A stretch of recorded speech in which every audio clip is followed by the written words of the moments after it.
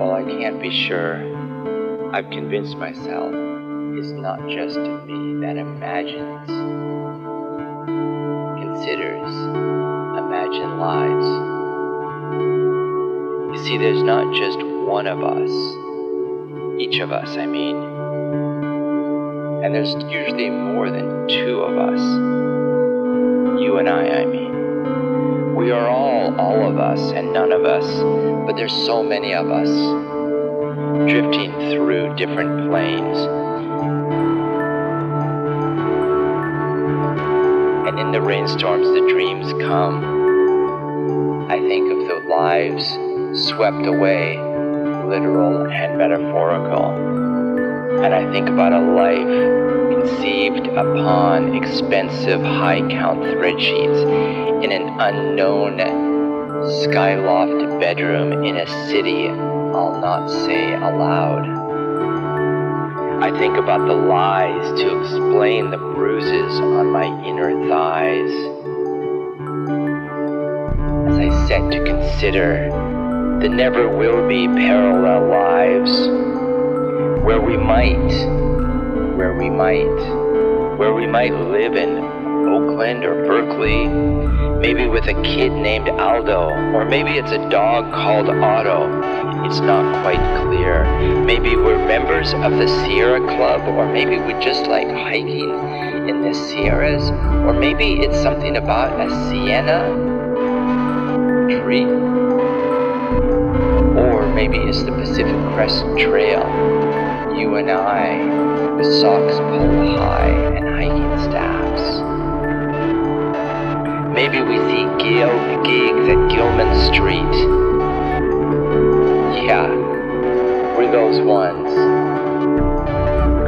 In the black t-shirts, and I'm a drummer in an old dude band, and I'm designing zines and posters and setting up a fold-up card table for cash-only sales. My capital ambitions curbed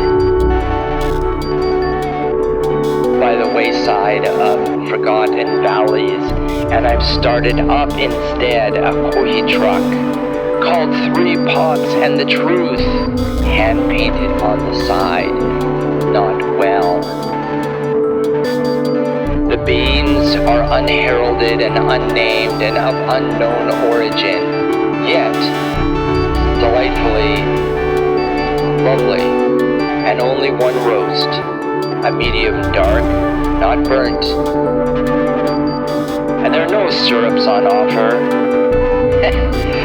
But again, I'm shut down for no license.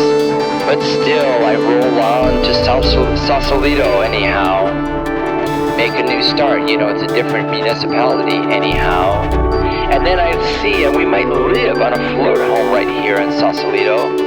And I wonder who lives in Catalina, or if we should plan for a future with more rain. Or in Catalina, is it just Buffalo and rich folks hiding out? Generational wealth, as they say, the new money aren't allowed. Is it all Bermuda shorts and boat shoes? Or is it clandestine secret handshakes? Who's to say I'm not allowed anyway? They won't even let me on the dock. But I think about a future. Is there more rain? Or is it less rain and more fires about which I should concern myself in this planning that I won't actually effectuate? In this inevitable earthly, post-apocalyptic world where we say to each other, what if there's an earthquake? We shrug and say, just don't be stuck on a bridge.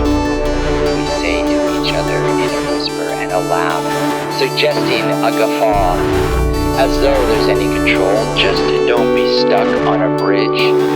You can put the liters of water and the cans of tuna and the periscope in the trunk, but none of it matters anyhow. So settled into a life, we throw away our suitcases because we're never going on vacation. We're where's to go to, anyhow, when there's a whole world on a tramway away? We hope community colleges stay free for the duration of the dog. Or was it a kid? I forgot already.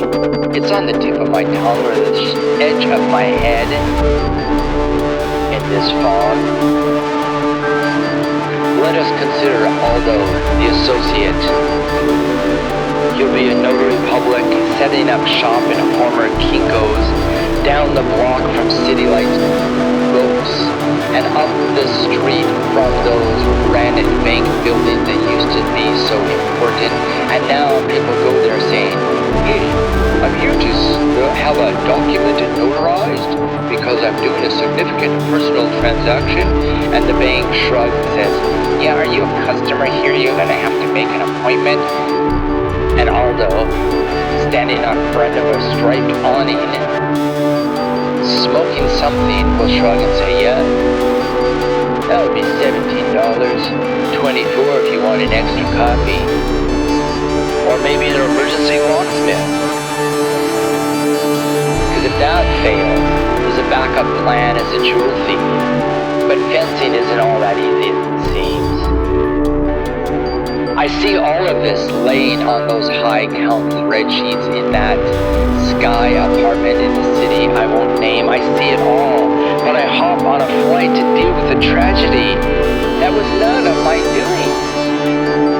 I didn't even want to be part of the doing or the people that did it or the people that it was affected, but I'm obliged to hop on a flight not out of spite for the incident that just occurred. Honestly, I yearn to linger. Oh, how I yearn to linger. Suddenly, everything felt so great. I imagined us drifting away to Denmark. We both said it would be a wonderful place to live. This patina of wistful thinking, this tableau of intention, no such veil of perfection, yet I remember how you offered me a porter or a cordato, or both. You offered me a porter or a cordato, not knowing my preference for both. And now I see you in your crisp indigo jeans, black belt, and a white collar sticking out from under a black rock and roll t-shirt, glasses like I'd have chosen together if we'd gone picking, spectacles and paperbacks and apartments and tumblers. Everything secondhand except for those tumblers. Must be just right. And the apartments. You know, walking up seems worth saving that extra $100, but an elevator, you just gotta make sure the elevators are well serviced. Make sure those elevators are well serviced, because when the inevitable apocalypse comes, when the earthquake rocks, you don't want to be stuck on an elevator without a telephone. Either way, I imagine us. I imagine you. I imagine me. I imagine us. And I imagine all the other ones of us. And that means you, and that means us.